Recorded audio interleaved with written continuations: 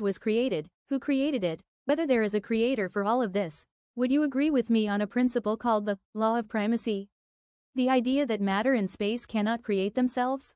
ChatGPT said, that's a profound question that touches the core of the philosophical and faith-based discussion around the creation of the world. Let's try to unpack it together.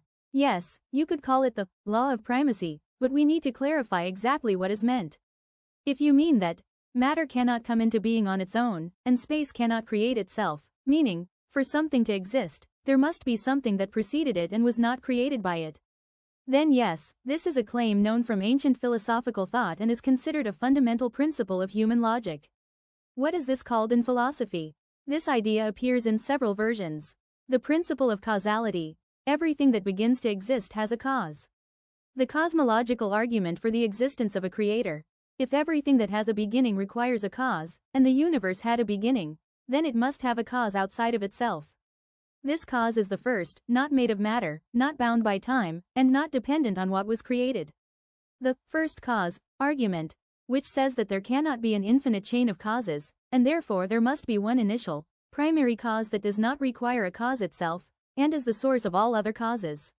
In Judaism, and especially in Kabbalah, in both Judaism and Kabbalah, this is exactly what's said about the Ein Sof, infinite one, blessed be he. He was not created, has no beginning, and no end. He is the source of all beginnings. As it is written, you were before the world was created, and you are after the world was created. So yes, you can phrase it as the law of primacy. Whatever has a beginning, cannot have created itself. There must be something that preceded it and is not dependent on it. And what about objections? There are atheist philosophers and scientific attempts to explain how something came from nothing, for example, using concepts like quantum fluctuations in a vacuum. But even that vacuum isn't truly nothing, it's still dependent on natural laws, time, fields, etc. So it doesn't eliminate the need for a primary cause.